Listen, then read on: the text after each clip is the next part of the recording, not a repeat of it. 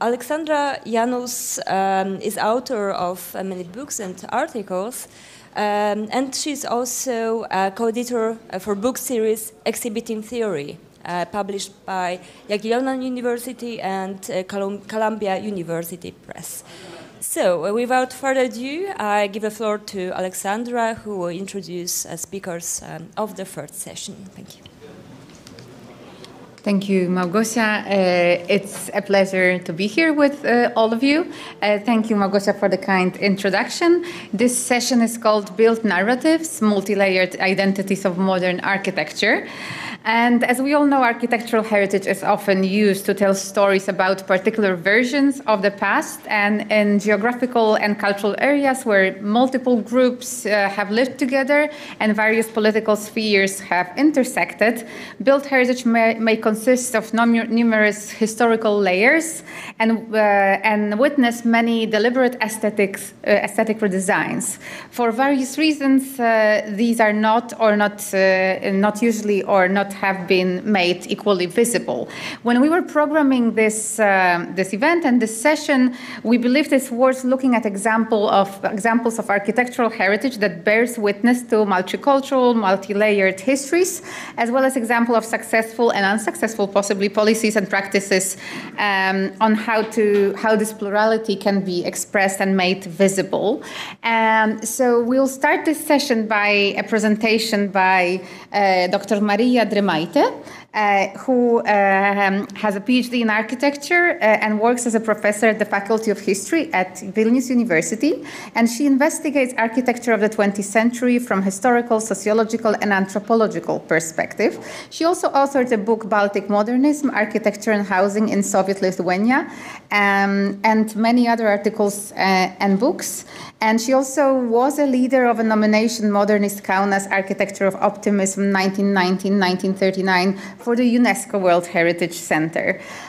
So the floor is yours. The presentation will be entitled, Is There East Central European Modernisms? The Multifaceted Case of Kaunas Modernism, 1919-1939. Please join us.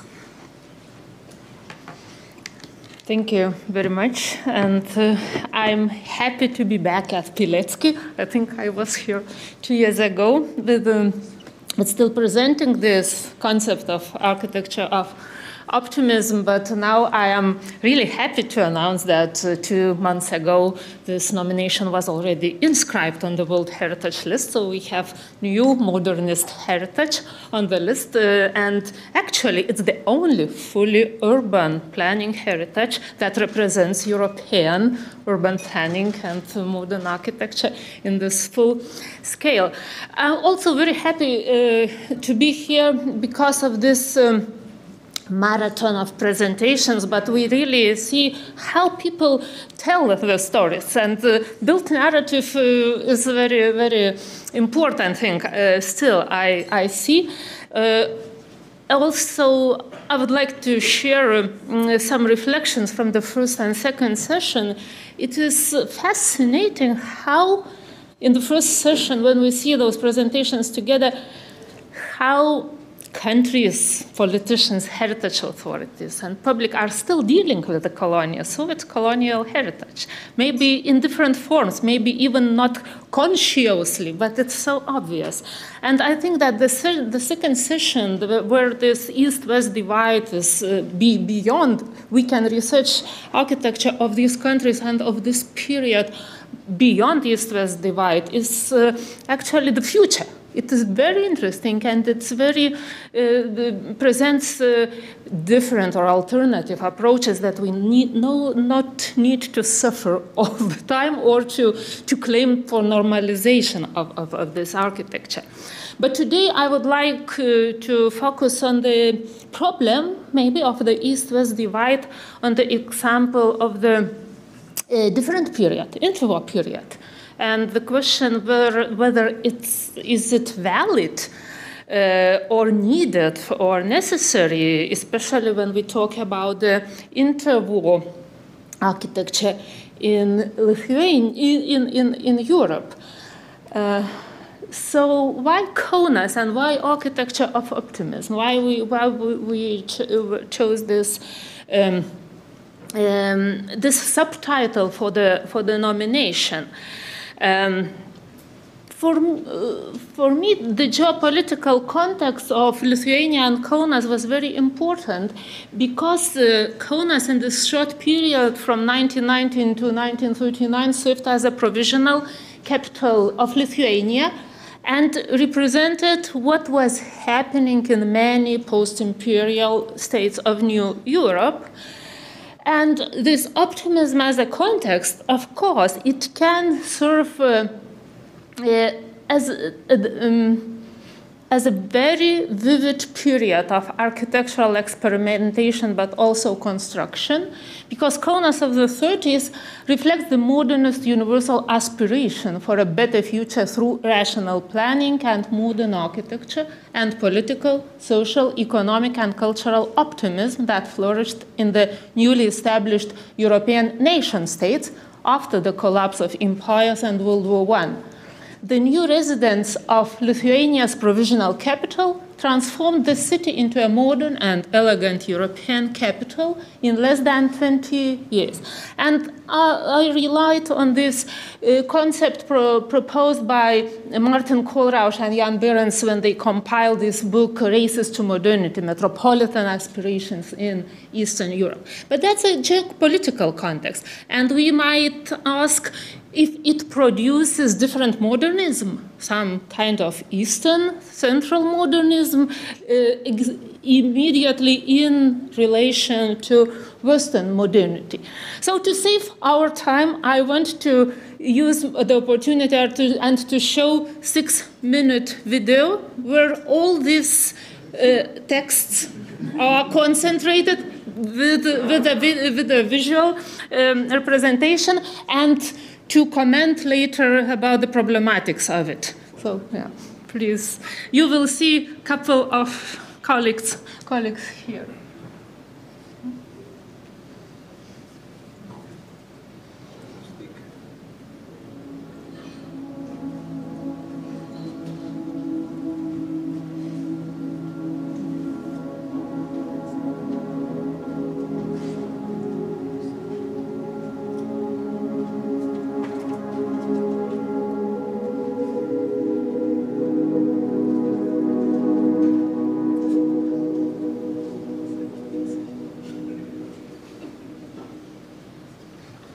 Optimism is not a new architectural style. It is an outlook. There was no shortage of optimism in Europe between the two world wars. After the collapse of the great European empires, new independent states that appeared on the European map shared an optimistic vision of a more promising future. In 1918, the founders of the newly proclaimed independent Republic of Lithuania declared Vilnius to be their capital. 1 year later, however, geopolitical tensions and territorial conflicts forced Lithuania's government to quickly relocate to the country's second largest city. Kaunas took on a unique status, that of provisional capital, which led to the city's radical transformation.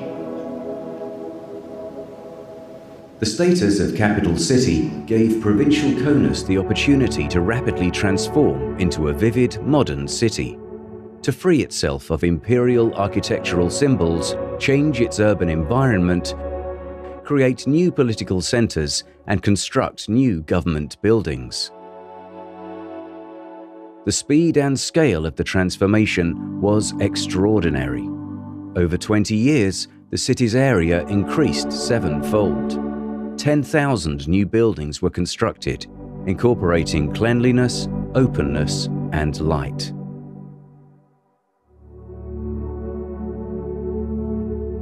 By the 1930s, Kaunas began to see the return of young Lithuanian specialists who studied architecture in Western Europe. Berlin, Rome, Brussels, Paris, Grenoble, Ghent, Dessau, and elsewhere, bringing new trends home with them.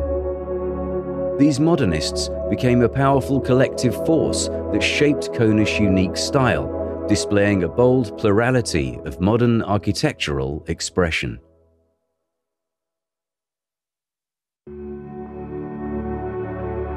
The creation of the capital city produced favorable conditions for manifesting a national style, which expressed the aspiration to shape the face of a new country.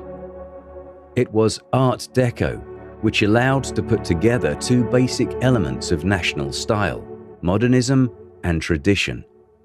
The celebration of medieval glory of the Grand Duchy of Lithuania, the Baroque style and vernacular art had visible impact on architecture, especially interior decoration.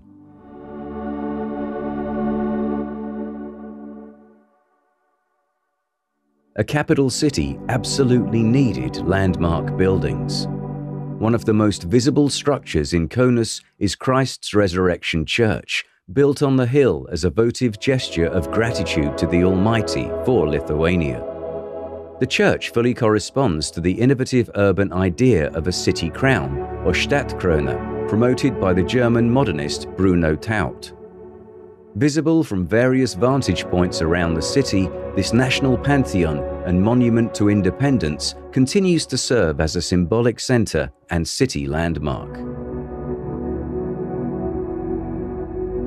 An exceptional cityscape spatial structure emerged on the terraces of the Nemunas and Neris slopes. The residential district of Žaliakalnis was inspired by the garden city ideas promoted by English urban planner Ebenezer Howard. Drafted in 1923 by the Danish planner Marius Franssen and his Lithuanian counterpart Antanas Jokimas, the villa neighborhoods of Žaliakalnis reflect the active spirit of an era and the creation of a new way of life. Kaunas lost its status as capital after the onset of the Soviet occupation and the Second World War. As Soviet modernist trends began to reach Lithuania, it was the legacy of Kaunas modernist architecture which served as the basis in the 1960s for the emergence of new modernist buildings. Kaunas modernism is increasingly recognized within an international context. In 2015, the European Heritage Label was awarded to the phenomenon that is the provisional capital of Kaunas. The city has also been granted the status of a UNESCO City of Design. A new step forward was the designation of Kaunas as the European Capital of Culture for 2022, and the Modernism for the Future program, dedicated to the rapidly growing cultural heritage community. No less important are the changing attitudes of heritage property owners. Today, the authentic interwar spirit is becoming a highly valued feature in private interior spaces.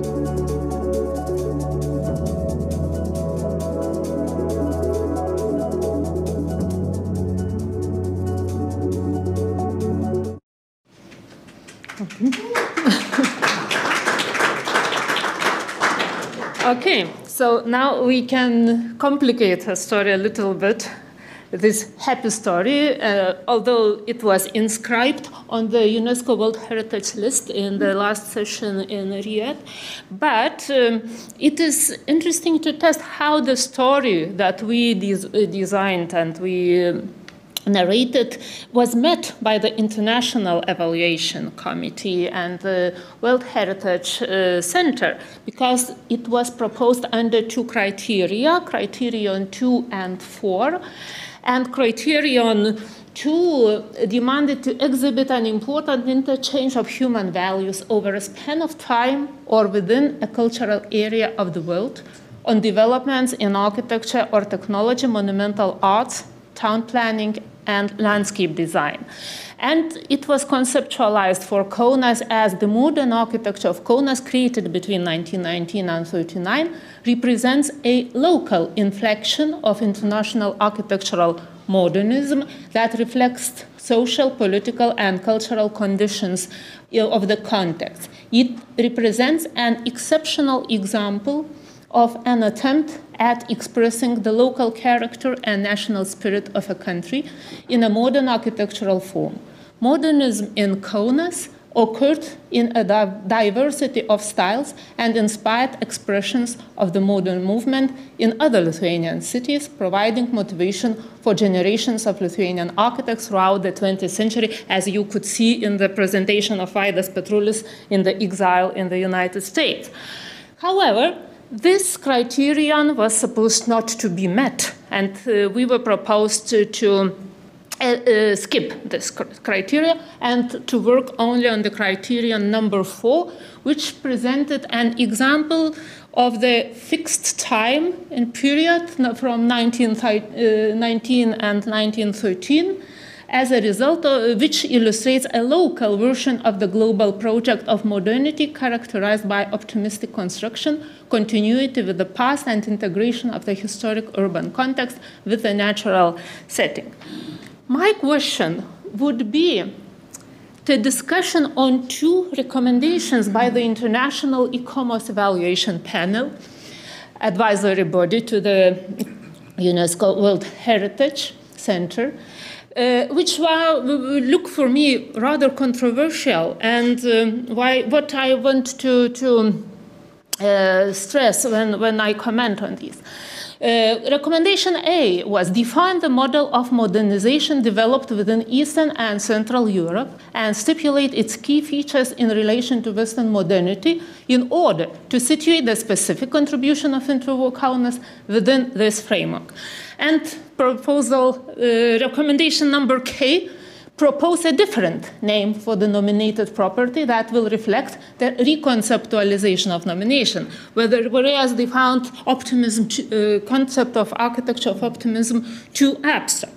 So the first recommendation to my mind shows that what UNESCO requires is a rather one-sided, simple and clear story and the description of the outstanding universal value, but how multicultural, multinational, multifaceted and contested urban heritage can fit it.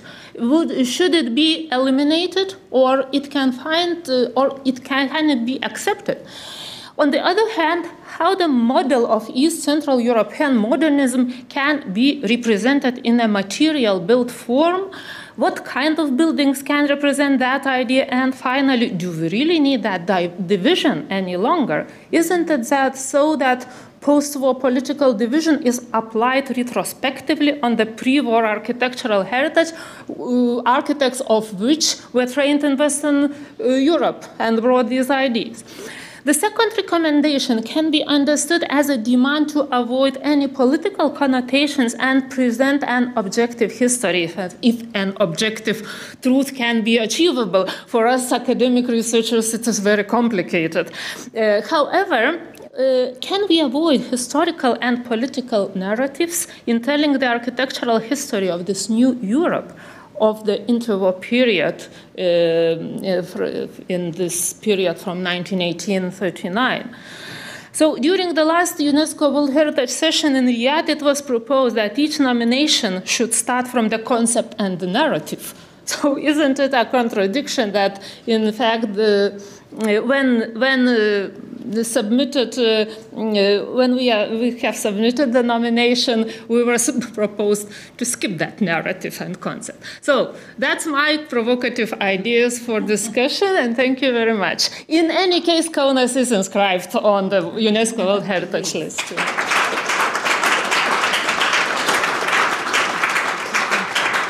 Thank you so much. I will now invite our second speaker, Professor Jasna Galjer. She's an art historian and professor at the University of Zagreb. Before joining the university, she worked at the Museum of Arts and Crafts in Zagreb as a curator of the collections of architecture and design. And she's also an author of various essays and monographs on architectural criticism, cultural history of periodicals, architecture photography, history of exhibitions and design. And she curated several exhibitions on architectural history, design history, and cultural history. So please, the floor is yours. Thank you for this introduction, and I would also take the opportunity to warmly thank to all the colleagues and organizers for having me here today. And let's start with this tricky question, lost or found. Utopia and Reality of Modernism in Croatian Architecture of the Socialist and Post-Socialist Period. So this phrase, or not just a phrase, lost or found, or Utopia and Reality are key words that are often working together in a symbolic way. But and that's the main reason why I chose exactly this contradictory and complexity and contradiction of these keywords to start the paper. So the topic of the paper is a critical redefinition of its modernity, precisely its role in shaping the socialist society in the period of the 50s and the 60s of the previous century, of creation within Yugoslav cultural and political and societal history. Taking the premise that tall modernism of the Khrushchev era was marked by a contradiction in attempting to create an alternative socialist modernism that differed from Western capitalism, while at the same time it used the forms of global Western modernity as its starting point. This presentation aims to examine the concept of the political and ideological framework, which provides an insight into the positioning architecture as a key sign of the relationship between modernity and socialism. So the aim of this presentation is to examine specific multi-layered roles of architecture in the context of cultural translation, representing architecture as a site of conflicting visions, meanings, and experiences. By doing so, it would aim to shed light on key aspects of its relevance, particularly the questions: did these practices create new perspectives of architectural production? And if so, how these sites generate dialogue in contemporary post-socialist architectural culture and its fate? So, excuse me. So already mentioned exhibition in MoMA, I would like to point out that in the context of creating and constructing narratives of the socialist modernism. So the Yugoslav model of socialism with the human face, which appeared to be extremely successful in the 1950s and 60s, found its architectural analogy in the concept of socialist functional city. To achieve this project, modernization became inseparable from democratization and general societal programs. This has generated numerous interpretative models, among which the phrase socialist modernism is one of the most common denominators used to decode a cultural and social identity of bygone political system. One example of how curating can be used is the exhibition Toward a Concrete Utopia, Architecture in Yugoslavia in this period, held in MoMA in 2018. This exhibition sought to use resemanticized theoretical and critical concepts to establish a new historiographical narrative of socialist modernism, which relied on patterns of continuity in the neo-avant-garde, as well as transfers of ideas and ideologies in the 20th century as a whole. Yet, considering the distinctive modernism that took root in Yugoslavia during the given socialist period, this model did not give us a clear answer to the provocative questions how this specific version, being part of post-war new humanist movements, so not between East and West, or its difference from other paradigmatic examples of socialist modernism, as we have seen today in previous presentation. There is a quite dense dynamic in the field. So in this process, the next case study I would like to point out is slightly different in interpretative model, in a format of volume that resulted from a seminar at the Graduate School of Design at Harvard University. It researches alternative discourses of architectural and urban culture in a much wider context, attempting to conceptualize the dynamic of practice and not to manufacture the history of the city. So taking Zagreb's current status as a city in transition as a starting point, the main argument is that Zagreb has in fact been in perpetual transition for the last 150 years, and that insights into how to cope with instability can be gleaned from the efforts of previous generations of architects and urban planners. So the main signs of the transitional condition are found in the feeling for the city as a project. From the socialist functional city with its metropolitan forms to the establishing of urban rules in the chaos of 1990s transition. Such a reading implies a revaluing of the cultural legacy and the conceptualizing future urban practices.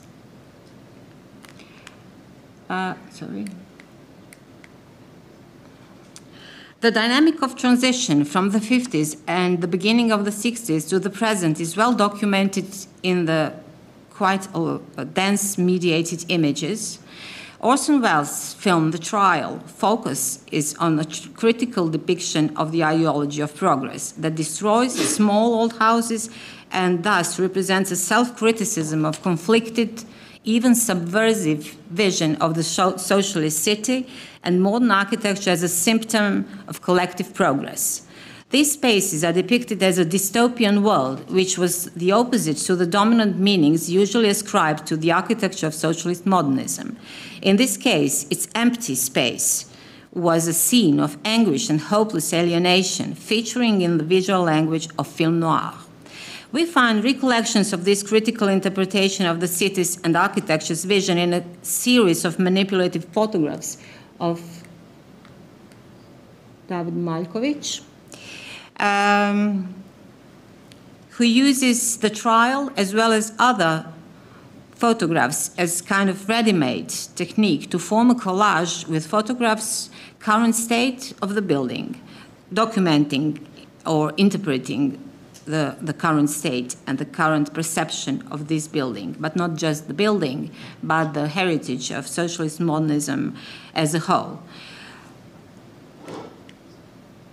So like most of the multifunctional centers for culture or education of like workers' universities we have seen today, these buildings that faced the loss of previous functions in the early 90s which became part of this dirty, neglected, unwanted memory and heritage. So, in effect, became a symptom of the deconstruction of these roles, and no appropriate alternative emerged in its place.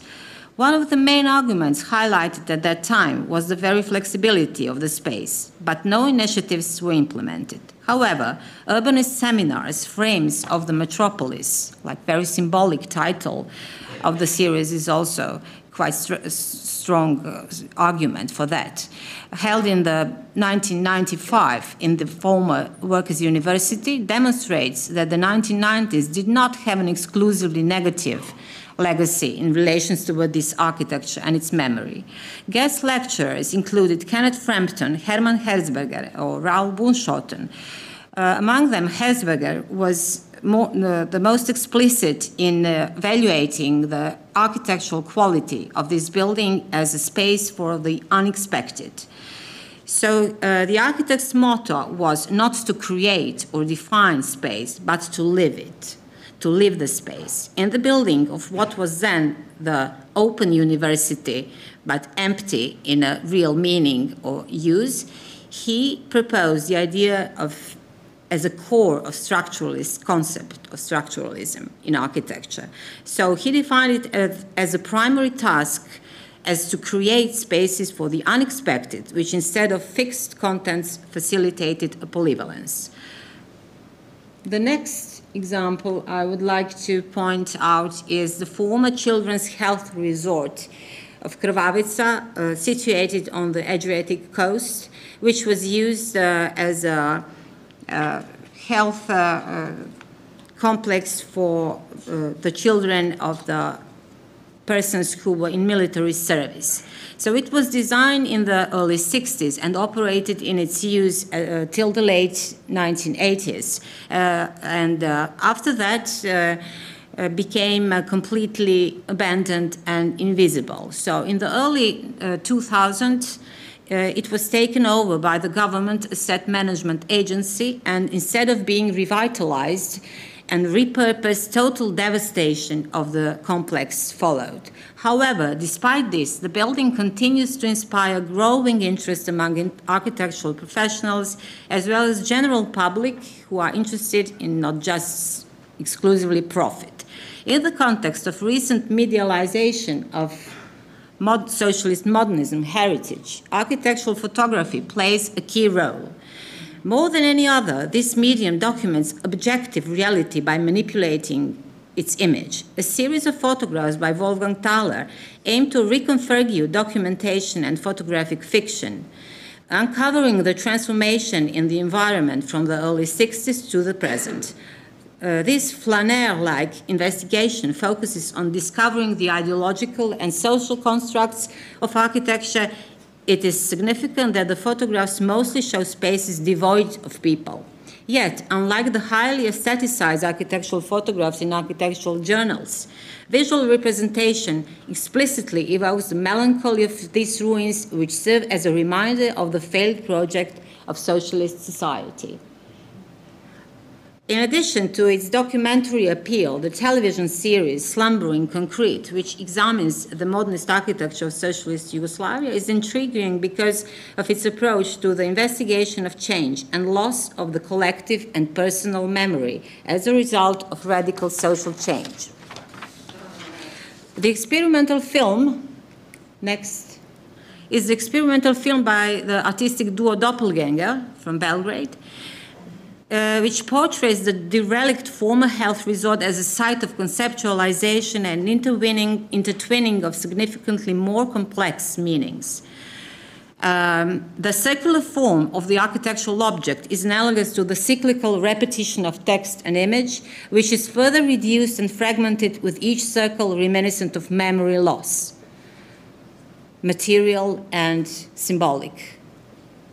The visualization of the process of forgetting confirms the premise that in this intentional, programmed forgetting, it is the media that play a decisive role.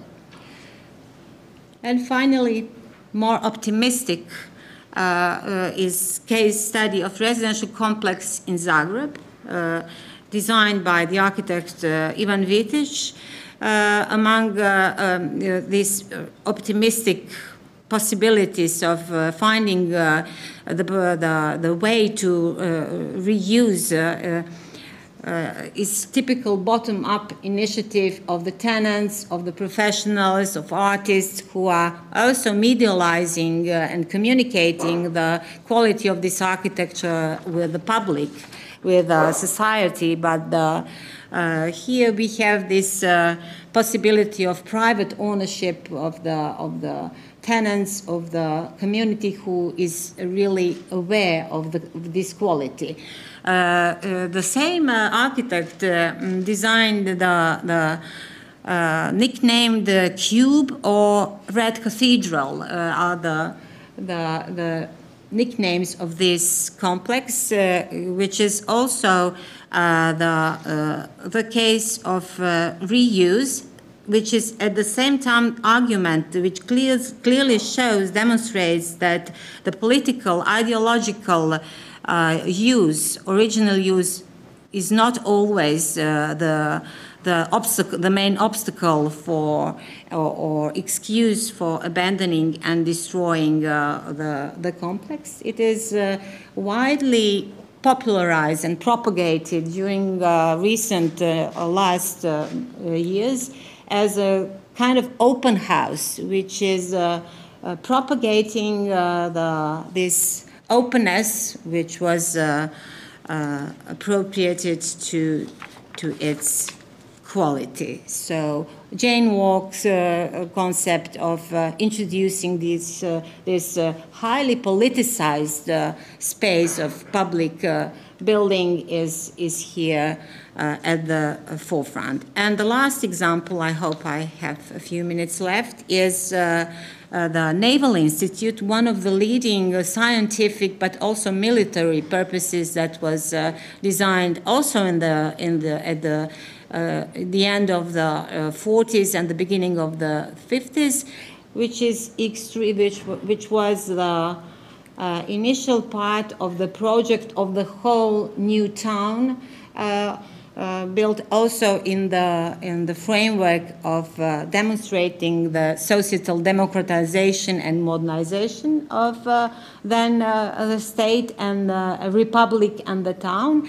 But its situation is far from being optimistic at the present, because here it is part of the uncomfortable, unwanted heritage, and therefore characteristic expression of the memory stages of the void. So it is kind of the void in an urban context, now not an empty space, but a very densely residential quarter.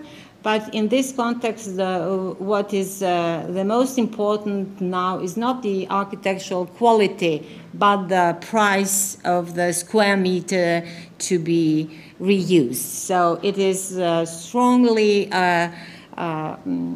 damaged. It is really, in spite of these constructional or very unique spaces that are now finding its use for the theatrical sets, which are practically the only use of this fantastic architecture at the moment. So to conclude, the question I would like to pose, rather than bring the answers, it's can qualities of architectural culture in this situation be more than just iconic ruins? So thank you very much for your attention, and I'm looking forward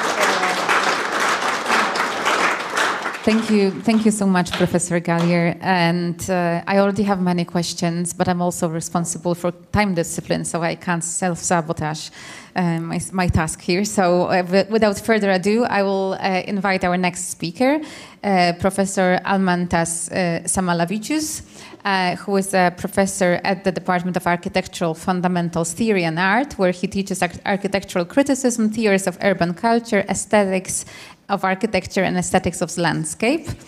He also teaches post-colonialism and media studies at Vilnius University. He's an author of some 14 books, which I will not be naming here, but you can find that in the bio. And he also serves as an editor-in-chief of the Journal of Architecture and Urbanism and Chicago-based Lithuanian Quarterly, and his writings have been translated into 15 languages. So please join us, the floor is yours. And the presentation is entitled Behind the Curtain, Reception and Integration of Modernism in Lithuanian Architectural Discourse During the Later Soviet Era between 1970 and 1990. Thank you. Thank you for your generous introduction. First of all, my colleague showed a documentary, and I was not planning to talk about, but it suddenly triggered my memories of how I came to Berlin for the first time. It was in 1980. It was the year of DDR, but by miraculous coincidence, I ran into a group of Americans, documentary filmmakers, who were making a movie on Pergamon Museum. And I got involved with that project, and I became the main protagonist of that documentary, in which I played myself. I was walking through the spaces, and they were following with a camera. So this was my first experience with Berlin, and recurrent visits for various reasons. Now, I want to contextualize my speech, and I must, of course, apologize that I cannot present an academic paper in 10 minutes. It's simply impossible, so I will give a summary. But generally, I like this format because some discipline is always good.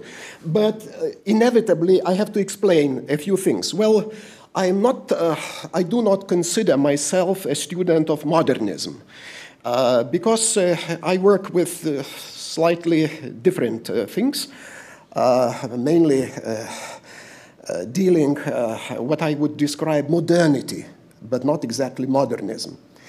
And one of my replies to the study of modernity and modernism was a book called Rethinking Modernism and the Built Environment. And I chose quite a different attitude, not writing academic book myself. I wrote an introduction and invited a number of serious thinkers from architecture, urban studies, philosophy, anthropology, people like, you heard already some of these names, Kenneth Frampton was a part of this, Witold Rybczynski, Leon Krier, and more than 20 others.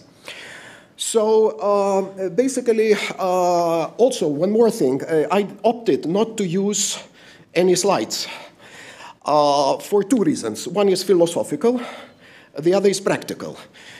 As I will be speaking about theoretical discourse, I could only indirectly introduce, some pictures, and I thought that might distract you from the ideas I want to discuss.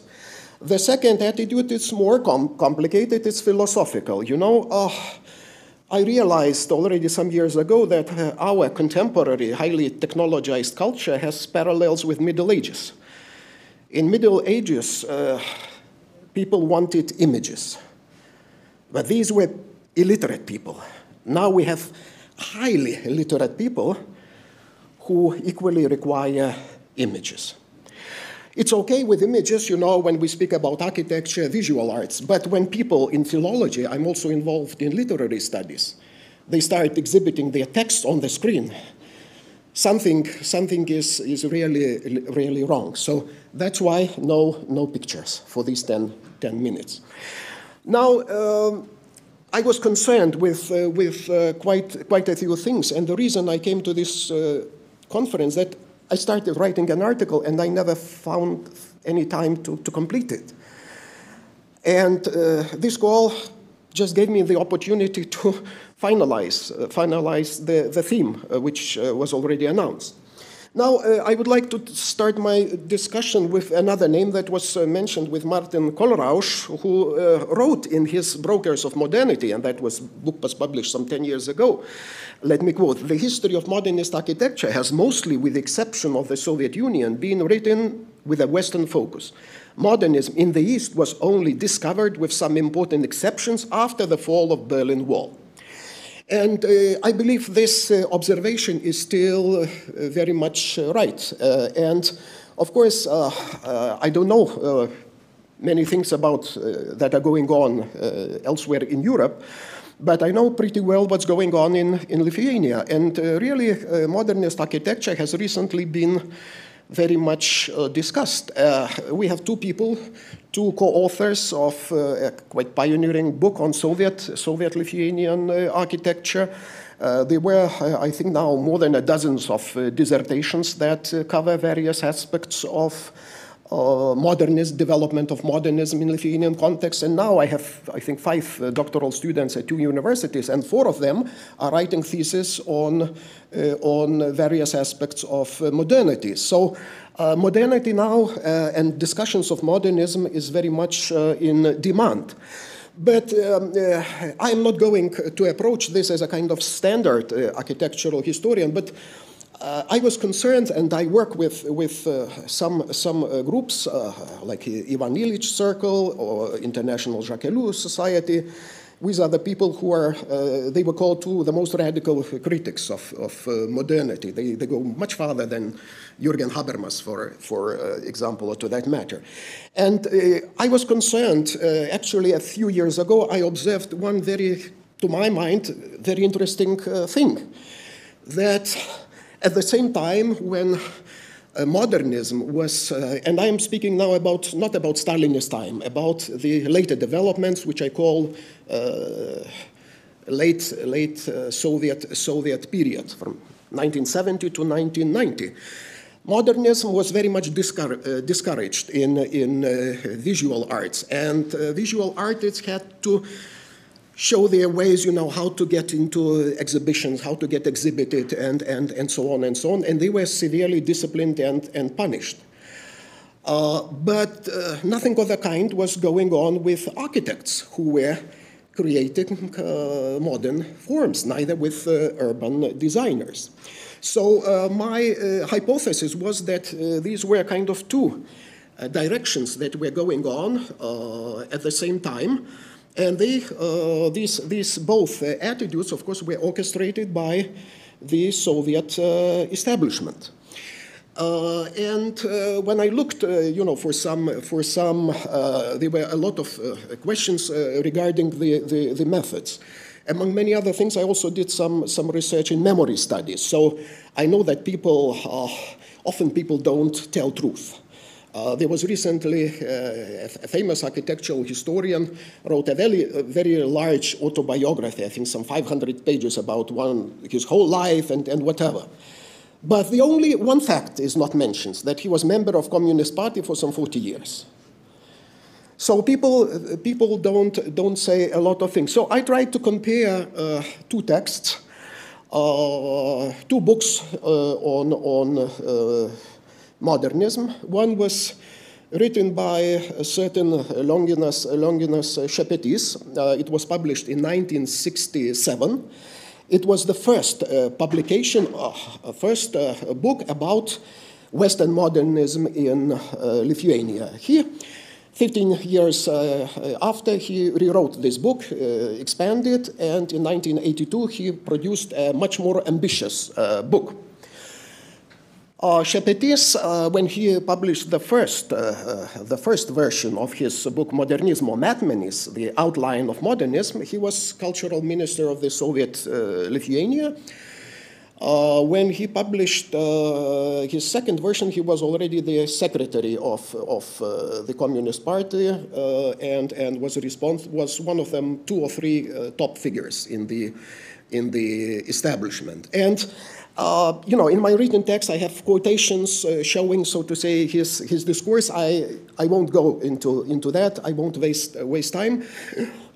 But despite of the fact that he was stating that we need information about modernism in order so that our ideological enemies would not use it, we need information. But at the same time, he depicted modernism in visual arts in extremely negative terms, though I guess he secretly admired some of the top figures. At the same time, in 1967, he was responsible for censoring one of the first exhibitions of abstract art, the exhibition of writer and painter Romualdas Lankauskas in Vaga Publishing House. It was one of the largest publishers at that time. He was not allowed to exhibit, and coincidentally, 15 years after, he was invited by the Institute of Construction.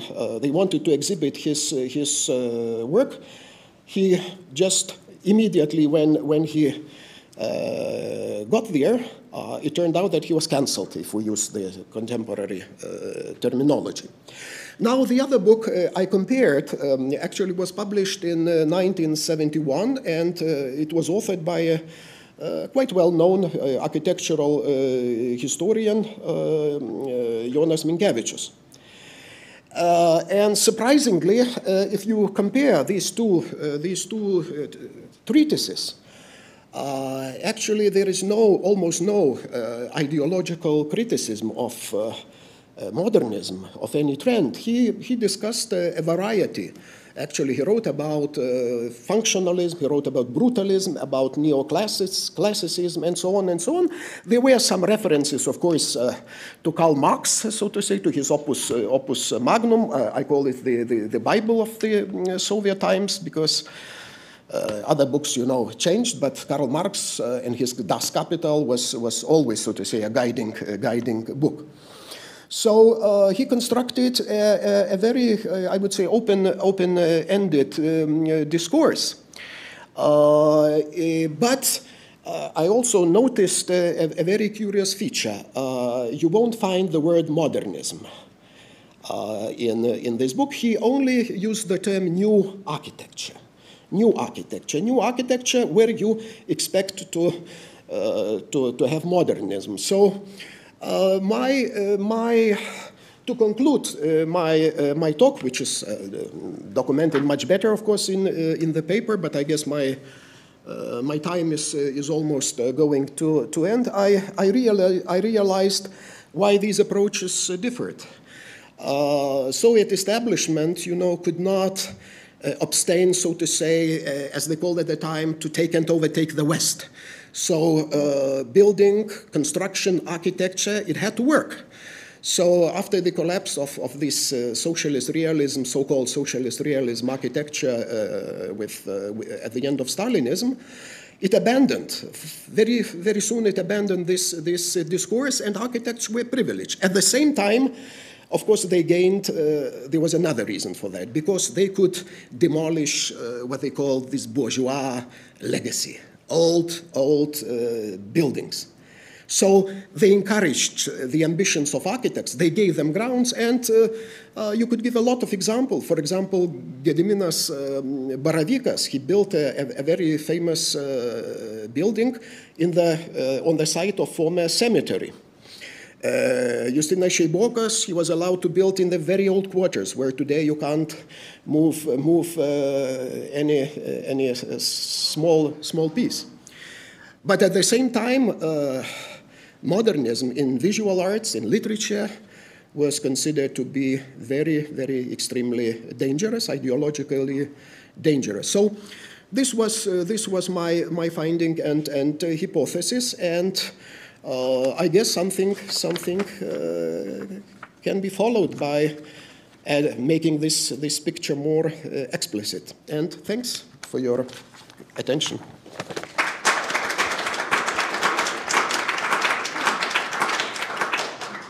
Thank you so much, and thank you for this amazing time discipline. We know this is a challenge, so we appreciate that. And our next speaker is Professor Svitlana Smolenska. She's a professor at Kherson State Agrarian and Economic University, Department of Construction, Architecture and Design in Ukraine. She also was born and received her architectural education in Kharkiv in Ukraine. And she's an expert and a member of a national ICOMOS Ukraine, of the Union of Journalists of Ukraine, and the author of numerous scientific articles published in architectural journals and books in Germany, Italy, Poland, Russia, and Ukraine.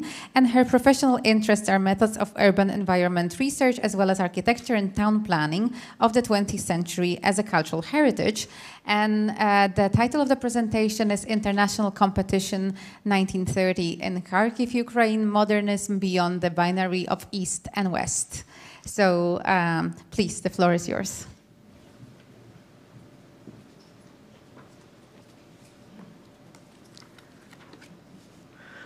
Thank you very much for the opportunity to be here to present my research. It dedicates to the international competition for the project for a state Ukrainian theater of mass musical action for 4,000 spectators in Kharkiv in 1930. Why is that event 90 years ago of interest today? First of all, this is due to close attention to Ukraine now, to its current tragedy, and to its glorious past. In my opinion, it was the most significant international competition held in Ukraine in its history.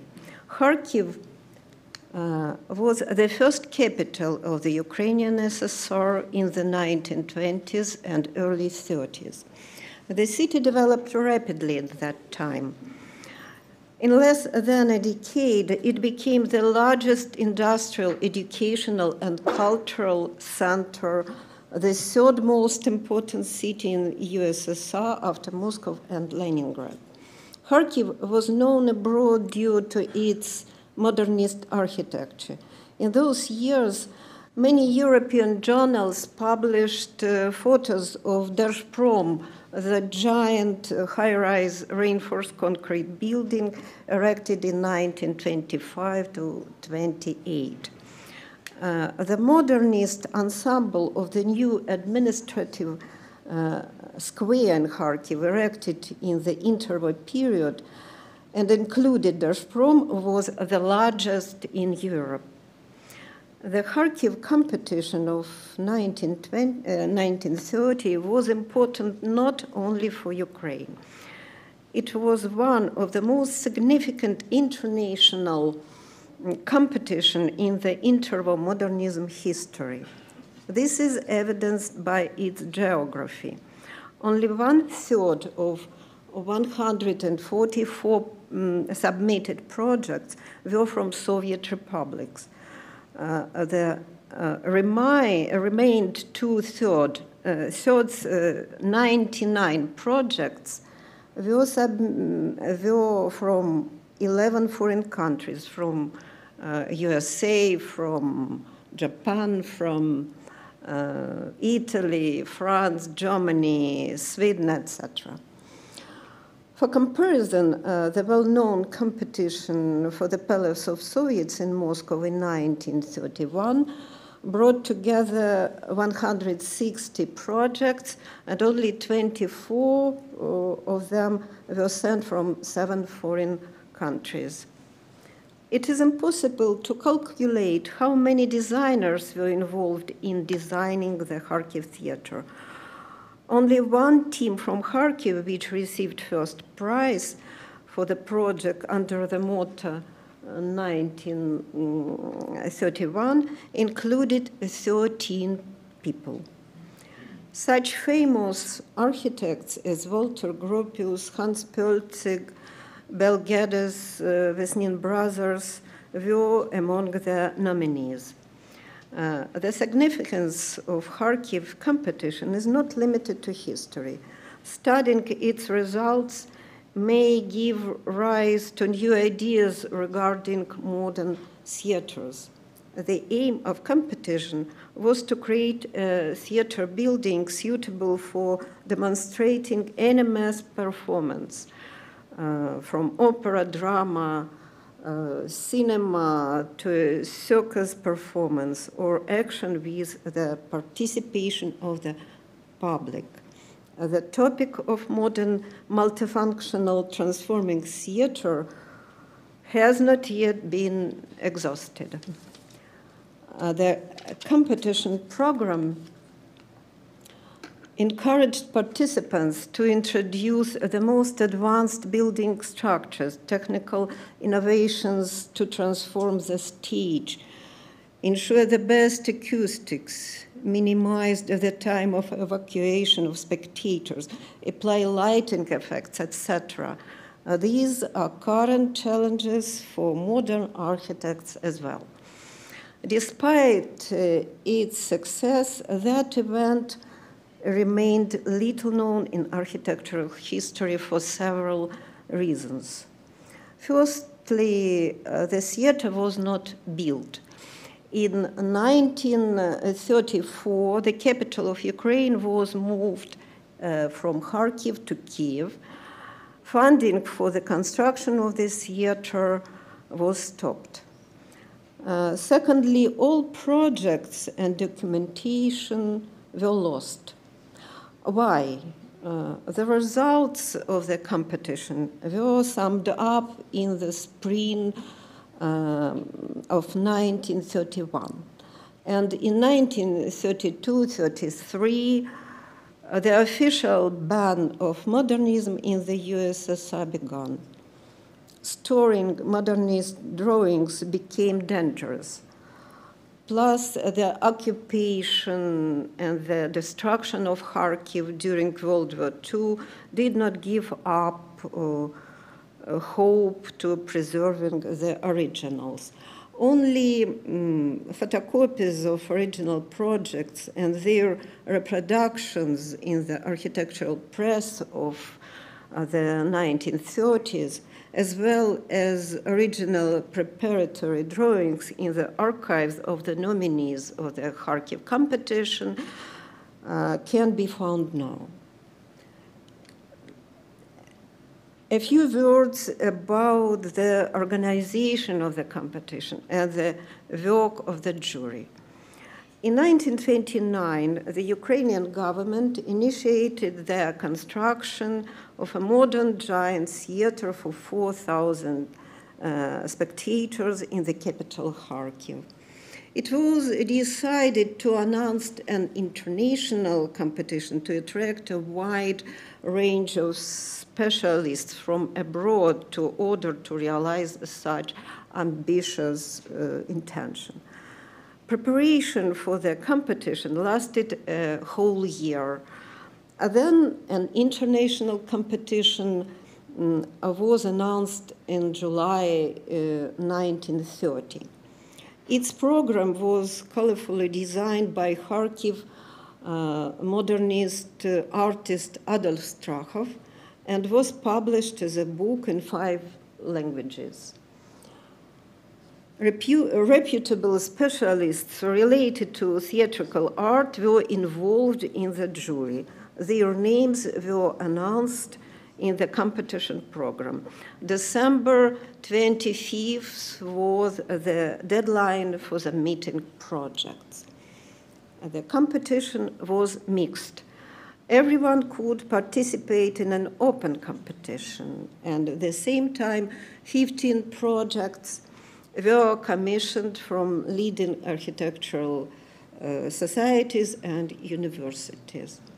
All projects had to be submitted anonymously under a motto to eliminate jury bias. Authors of the winning projects were announced. The names of the other participants remains unknown. Detecting projects and their authors is one of the main tasks of my research. So many projects were submitted to the competition that the jury was forced to work for several months for 2 stages. At the first stage, projects were divided into 3 categories. At the second stage, projects of a first highest category were awarded by the jury or offered for purchase. 12 cash prizes were distributed. The ordered projects did not receive monetary compensation as they had already been paid for. The ordered project under the motto 2 rings crossing each other was recognized as the best among all. The famous modernists, Vesnin brothers, were its authors. 3 projects from America, Alfred Kastner from New York, from Germany, Zdenka Strižić, who was Hans Pilecki's student, and from Ukraine, I showed it to you before, from Kharkiv received the first prize. Now about 1/3 of the projects of Kharkiv Theater have already been discovered. The names of many authors have been established through my research. But Kharkiv competition is still full of mysteries. And I ask your help if you know something about nominees of this competition, please give me to know. 14 of the best projects and originals of the preparatory drawings of Kharkiv Theater by 2 German architects, Hans Pilecki and Otto Kotz, are shown at the exhibition in 2 architectural museums these days, and I invite you to visit it this Saturday, please. I invite you. And something else. This is that exhibition. The relevance of studying the Kharkiv competition, in my opinion, lies in the fact that it is an inspiring example of the international cooperation in a peaceful creative field such as architecture. I sincerely wish peace to all of us and dream that Ukraine will finally have the opportunity to return to creation, to events like the Kharkiv competition that unite people from different countries. Thank you for your attention.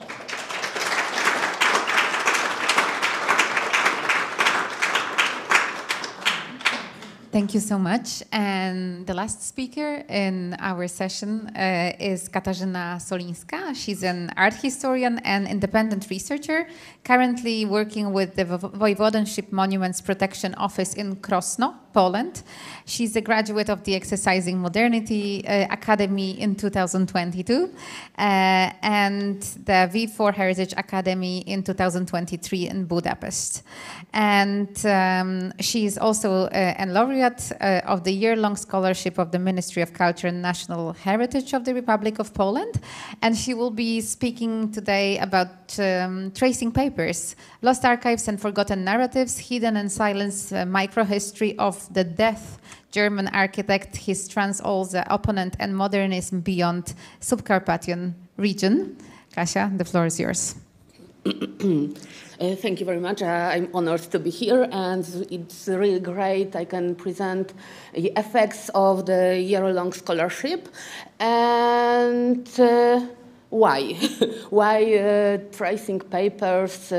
This got two meanings. One, like tracing paper, the tool that architects use, kind of layout paper, and second, as the act of tracing, of discovering and searching these designs, projects, which is really important because as working in the Monuments Protection Office, we need the tool, the reason to protect some buildings. And we got the big problem with the modernism and the neglection of modernism, especially in the regional style and point of view. And the second reason, as you mentioned, last year I prepared this podcast about architects and collecting the interviews. I've asked the one owner of the building if he knows who is the architect who designed his mansion, his villa, and he said, I'm not sure, Bergman, Doberman, who cares? So the main question is, who cares? And this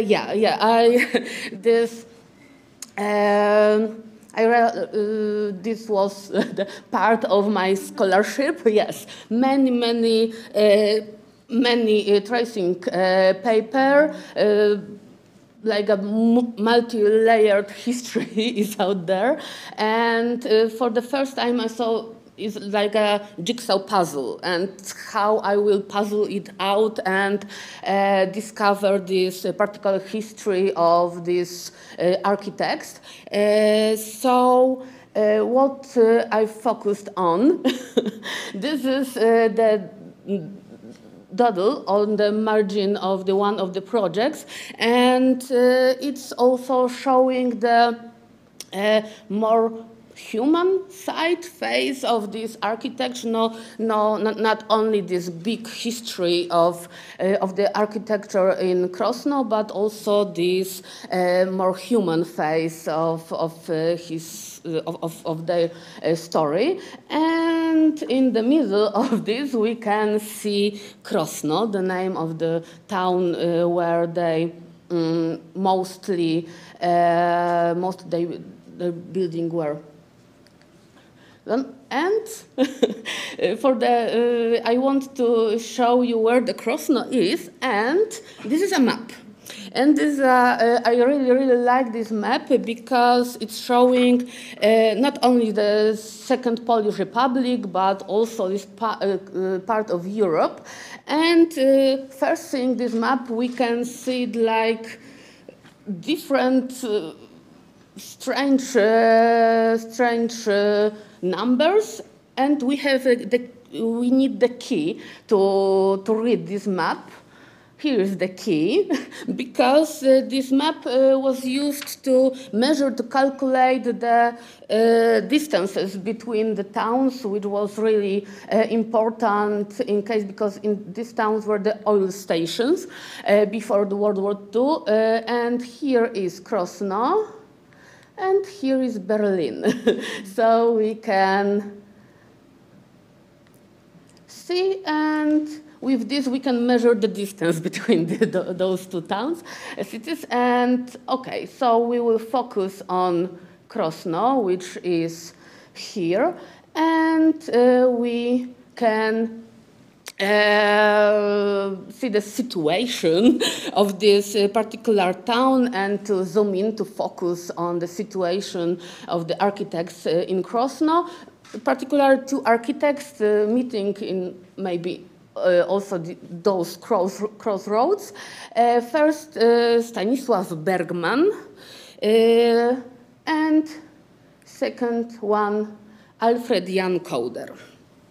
And we, if we want to compare these two architects, Stanisław Bergman, Alfred Jan Koder, we can see that there is 15 years between them. Stanisław Bergman is older, and we can see above Stanisław Bergman, we can say that the name is sounding German, and focusing on the ethnos of those two architects, Stanisław Bergman was Głuchoniemiec, deaf German, and for example, in the Krosno region, these German-sounding names, it wasn't a stigma. For example, I've got neighbors named Preisner, Reichel, Wojnar,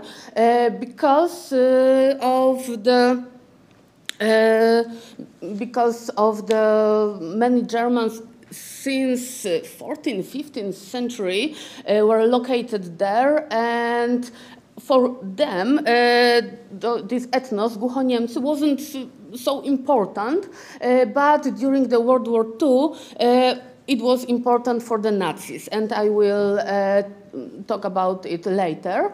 And Alfred Jan Koder, he was born in Bohumin, in then Galicia, but later Czechoslovakia, and he described himself as Zaolzianin, so a person who comes from Trans-Olza Silesia, and it was kind of a multicultural family because he finished the Polish gymnasium, his sister finished German school, and his brother finished, I think, the Czech school. So for the family, it wasn't strictly necessary if they were thinking about themselves like as Czech, German, or Polish.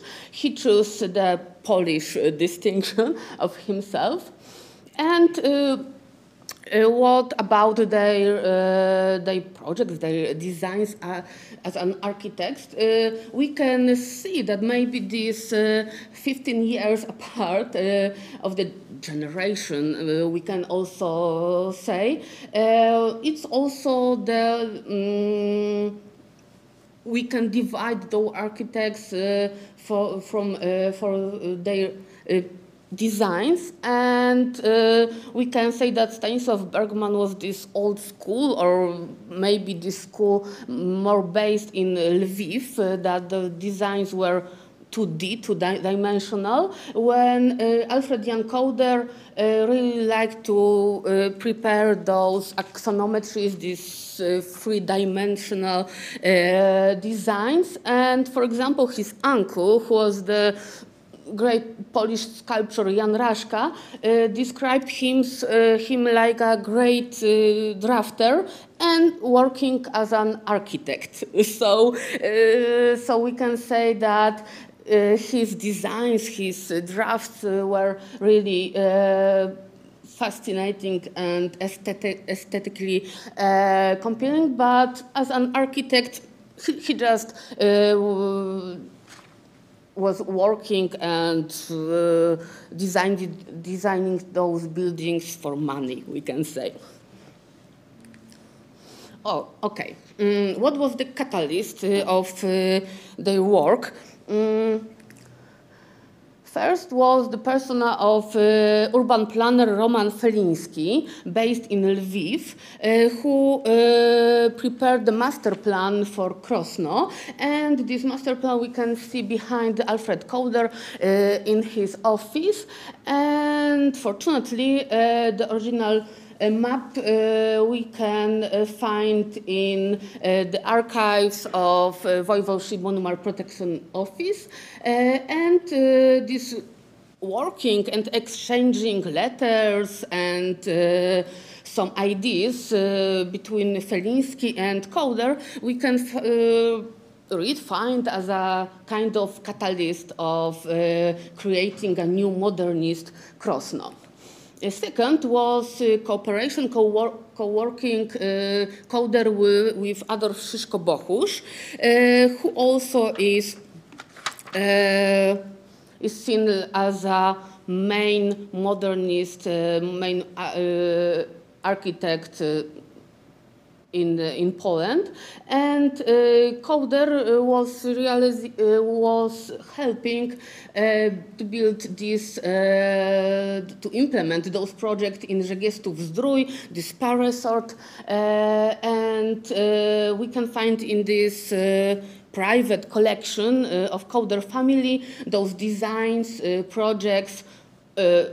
Some thought it was lost forever, but I found them in this private collection, and we can see that these main designs made by Szyszko-Bochusz, they were implemented by Kauder, but also Kauder tried to design those smaller details of facades or the parts of these bigger buildings, and maybe it was also the catalyst of his own work later in Krosno.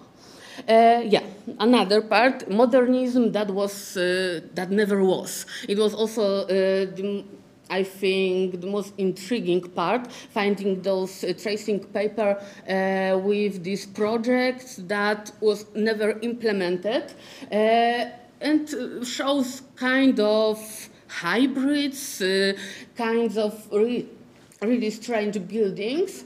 For example, it is the first drawing of this villa of Dr. Siegel, and it is modernization, modern redesign of this building, never implemented, never built in this kind of modernization, what we can find it quite intriguing. Second one was also collaboration with Szyszko-Bochusz and trying to build up this region called Łopata Polska. It was near Rzegestów-Zdrój, and it was supposed to build up with these small villas, small sanatoriums, spa resorts, and we can find that these projects are really compelling, like modernism in Brno or something like that. I'm finding this. And I also mentioned in my abstract that what connected Kazimierz Sztuka, Grodno with Krosno. Here we can see the headquarters of Riflemen's Association Strzelec in Grodno. For many, many years, it was said that this building was designed by Kazimierz Sztuka. Some say that the plaquette on the building was saying so. Later on, the researchers discovered that it in fact is building designed by Stanisław Grochowski, regional architect from Grodno. And I try to ask why we also need this father figure, this great architect, great artist with great name to find architecture, nobilization of the architecture. And why this building? Because really similar project was prepared by Coder in 30s, and we can compare the similar connection of minds, and why also this building is so appealing, because now it looks like this. And why? Because of Stanisław Bergman. It was the design of Alfred Jan Coder, and in something in 1944-45, this building was finished. Yeah, and it with this kind of final, final touch. And so we can ask if the Stanisław Bergman and Alfred Jan Coder was kind of cooperation, of competing with one another, or I think just Stanisław Bergman like this picturesque kind of vibe of architecture, not the modernist one. And excavation of modernism that never was built, in fact. And first is Ukrainian Cooperative Society Selański Sojusz in Rzepnik near Krosno. And here is the project from 1939. And we can say that it's out of place, this kind of design just before World War II. But I think 2 weeks ago, I find in this private collection of Coder family those journals. This is a mark that the owner was Alfred Jan Coder. And those are designs from 1934, for example. And also we can see this vernacular kind of modernism of architecture. So if he maybe not copy-paste those kind of designs, but those exchange of ideas maybe was connected with the projects from the journals from the Berlin, for example. And Talmud Torah, supplementary Jewish school in Krosno, also the building that was never fully implemented in Krosno. So it exists only on this tracing paper that I was the first person that looked at it for the 90 years. So it's also this kind of Indiana Jones feel with finding those projects, those designs. And last but not least, Funeral Chapel in Krosno. It's supposedly designed by Alfred Jan Coder, who was an evangelist, and this is by the people living there is called the mansion villa under the goblet, because here we can see this Husid goblet, and there is no cross, no region distinction of this building. This goblet is the only one signed of maybe a purpose of this building. It was supposed to be built in 1937 around, and now it is used by the local hospital as a kind of storage dump. There are the oxygen bottles inside. So it's like this kind of neglected architecture that nobody is connected with because they just do not understand this kind of architecture and maybe can't connect with this kind of design aesthetics without any ornament and so. And what happened with Stanisław Bergman, this deaf German? There is many stories about the deaf Germans around Krosno, Haczów. I can lead you to the great article by Wojciech Szymański. It is also available in English, when he says about this Nazi propaganda, and also is saying about this book Ze Przodków, Call of the Ancestors, when the propaganda was trying to these deaf Germans to their side. And after co-working on the Stalag Szebnie, Stalag Szebnie, Bergman disappears. Then he came back about 1946, totally broken, moving on the wheelchair, and then after World War II he never designed anything. So we can say that the working on the Szebnie concentration camp was the last work.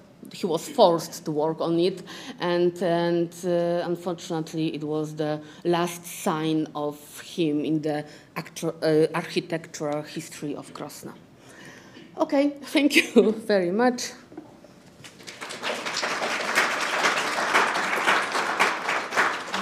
Thank you very much. Please stay with us, and I will invite the rest of the speakers from this session to join us here.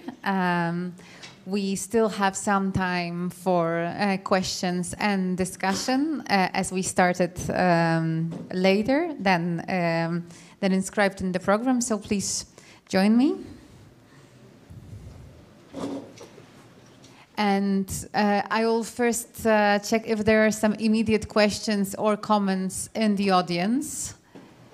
Is there anyone who would like to ask a question? Oh yeah, there is one. So yeah, please. Okay, the mic is coming. I want to question Marija. You have. What do you think? Would Lithuanian architects staying in Soviet Lithuania would they have said or thought if they would have seen the Lithuanian architecture in the US? In the States, what does it? Would they accept that what their brethren have done there is a part of their identity, or did they ever knew about that there is a Lithuanian architecture beyond the borders? I just want to be clear. You are asking me to comment on what Vaidas was showing about Your America? opinion, but do you know if they? Yeah, I know what they knew. What did they say? Less, How did they reflect it? The connections, because of these emigre families, of course they had connections with those Lithuanian architects and families who stayed in the Soviet Lithuania. But if they very much shared their designs, we do not have such knowledge. Only in the very late period, like after 75, when they started exchange. At least that's my knowledge from the interviews with architects, but I think Vaidas can comment if I'm wrong or add something.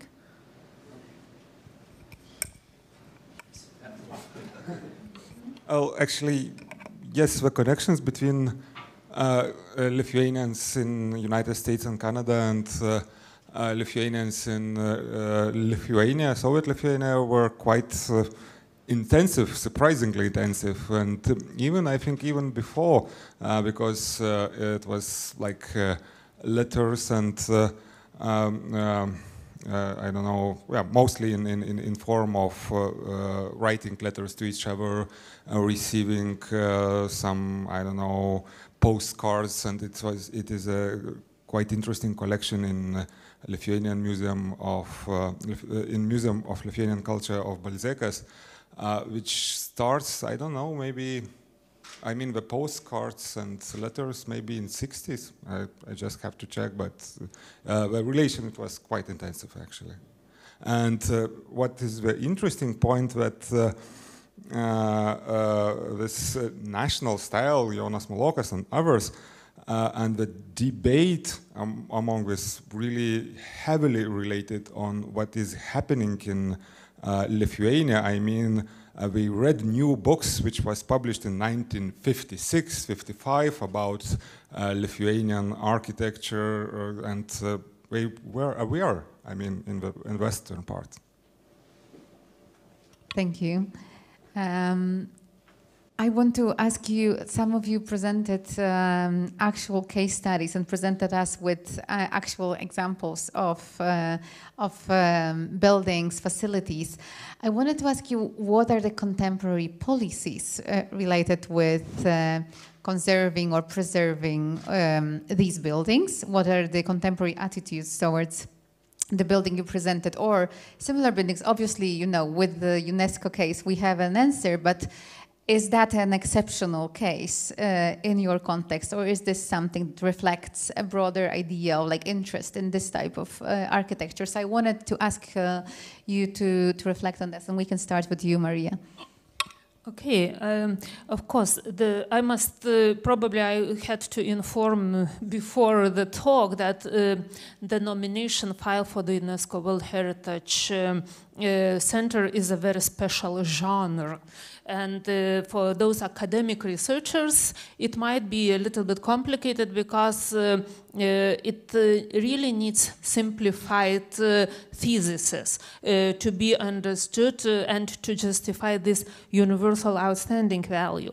But of course, these processes take very long, many years. And in Kaunas, it started, I think, in 2012, and Kaunas municipality established a special renovation program, which focused on the buildings built exactly in this period.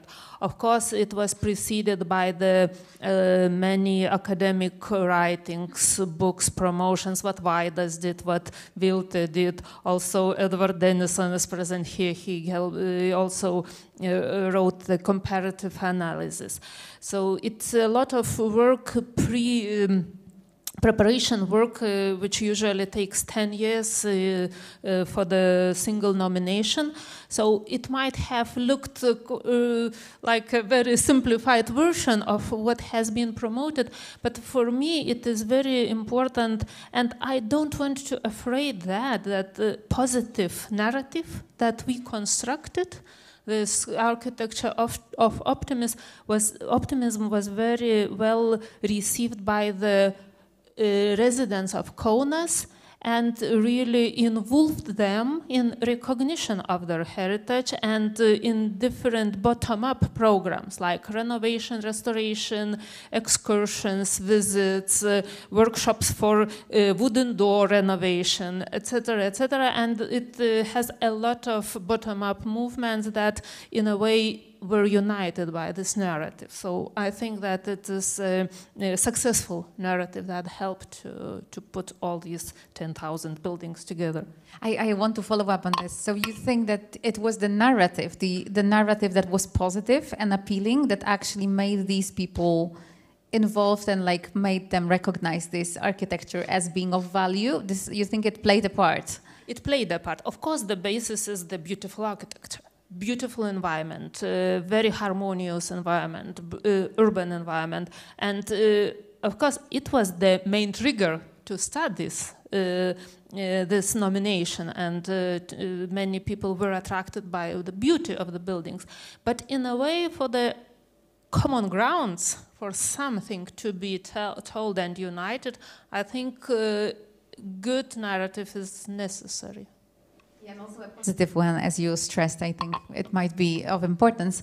And I want to also now ask you to comment on that, because you also showed us like many examples. And I wanted to ask you again about the policies. What, if there are, and what kind of policies in place? How do you know, how these buildings are being treated or qualified? If there are any programs attempting to conserve, preserve them? There The most cases, these case studies I have showed in the presentation has the status of protected heritage. So there is a kind of broad conscience about the architectural quality, but when it comes up to the reality, then it's utopian, because reality is quite different from formal protection. So the most optimistic situations we have with the perception where tenants, for example, this residential skyscraper, which is really protected by the public, and this activism or bottom-up initiative, which was successful as a kind of collaborative project involving not just academic society and artists, but also the community, is the most successful one. So the beginning was like researching, and art historians and historians of architecture, etc. They were doing research, and they were promoting the quality by producing films or publishing articles or monographs on architect. So this was kind of cutting-edge research and promoting with making this architecture visible, really visible in the public. So and as a result, now we have a huge growing interest of not just professionals but ordinary people, so to say, not just in this particular case, but in architecture as a phenomena of this quite particular period, and which is really changing the perception. But the politics is, I would name it more lack of politics, in a sense that there is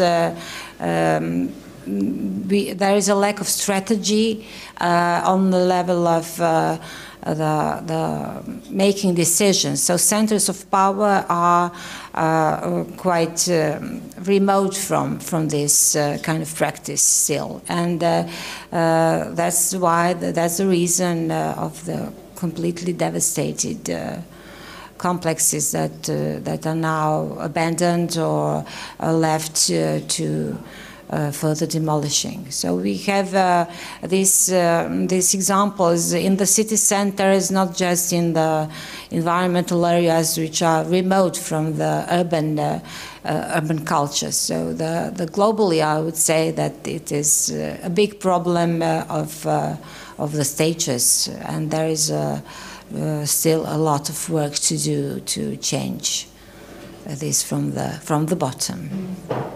Thank you. And also, Kasia, you represent an office, which is also a very particular position. And you also showed us some examples of, either like renovated or neglected buildings. So tell us how it works in your case, in the case that you were investigating. Oh, there is no policy of protecting those kind of buildings. For example, most of them 2-3 years ago, they were anonymous, no background, no history about the architects connected with those designs. So it is really, really difficult to protect that kind of architecture.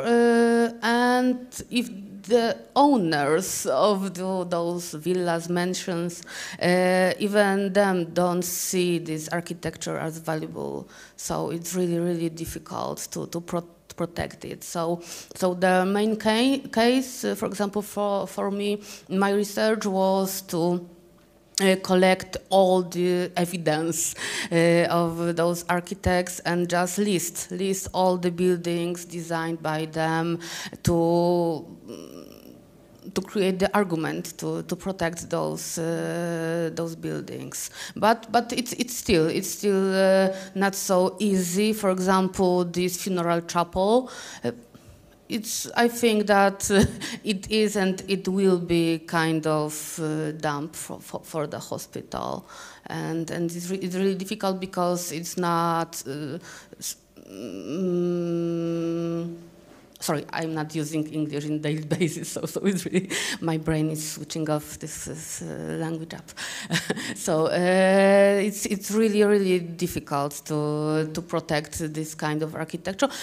And as I mentioned, Alfred Kauder was really skilled drafter, and his designs are really nice. and for example, we can create interesting exhibition with his draft, but the real buildings are not looking so great nowadays. So it's really hard to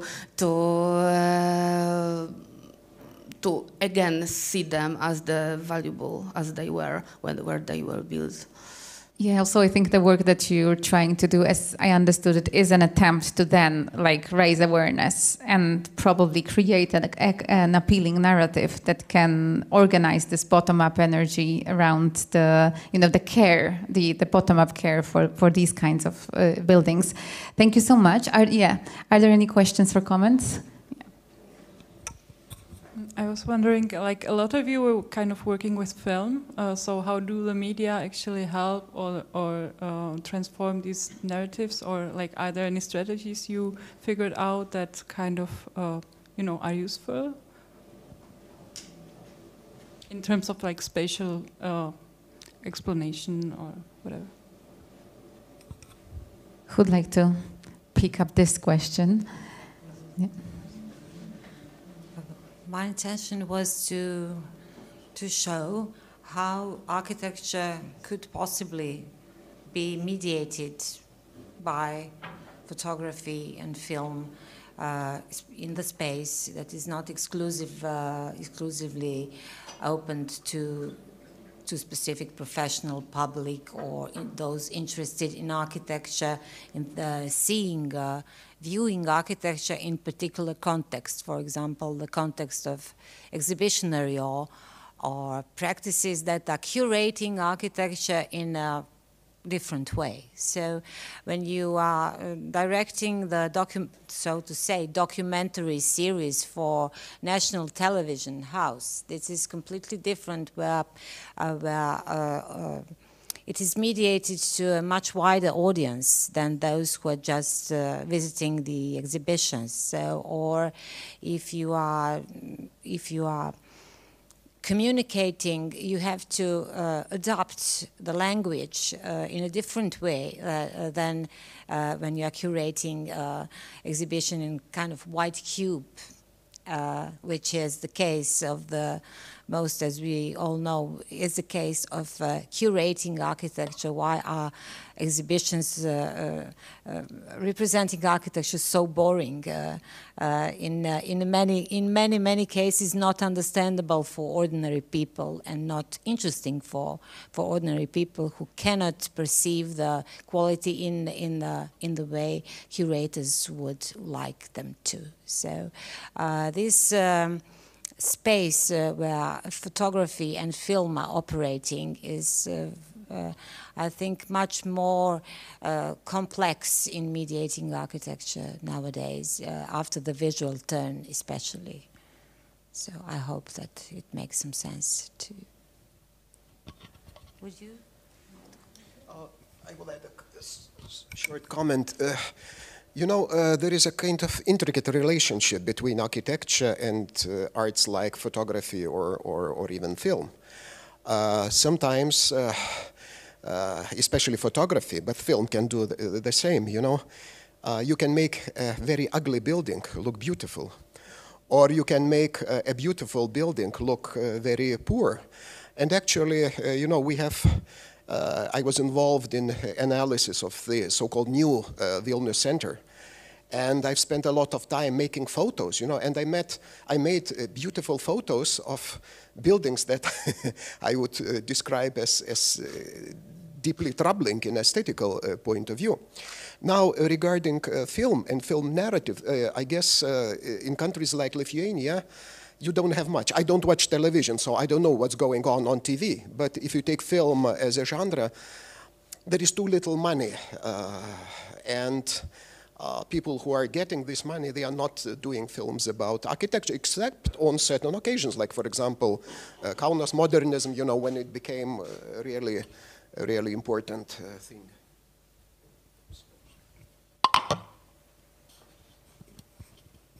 You wanted to follow up on? I just had a very small comment, not actually a question, to Marija's case, who was stressing the success of constructing the narrative of optimism for the community. But I was thinking that it's also a very easy case because it's the right kind of history, because there is a strong social expectation or preparedness or to be attached to the heritage of the 1930s. At the same time, you could equally successfully construct a narrative of architecture of optimism about the 1960s, but it would be much more difficult to sell it to the communities.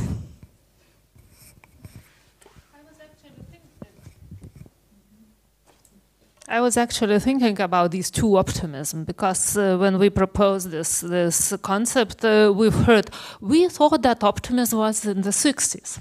And, but in this case of Lithuania, it is very interesting that we think about the optimism in the 30s from the society and the state to build this new town, new city, new capital.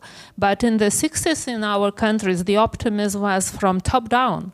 We were supposed to be happy under Soviet occupation. So I think it was not the real optimism, it was the imitated optimism with all these constructions. So that's why I'm an architectural historian and historian, so I always seek for the background or what's behind, how this architecture was produced, by whom was the commissioner, who financed, and why in the end it was as it was. So maybe it's too academic approach, but I think in this case it worked. But it has its backlashes, of course. A little thing, you know, in Lithuania there are quite interesting and I think very good educational projects or programs that are going to continue. For example, they are having the so-called Foundation of Architecture has open house project, where it moves from one city to another, and people they can join these excursions and they can see particular building, especially modern buildings. But the other problem is, you know, unlike Kaunas Modernism, which were basically individual houses done by gifted architects, when we moved into post-war period, so we have a lot of Prutigo type of architecture that is not worth neither technically nor aesthetically any kind of preservation. So you need to sort out, you know, because the term modernism, it covers very many different things. Thank you. I'm not sure. Do you want to comment? I guess we can continue with the break. Yeah.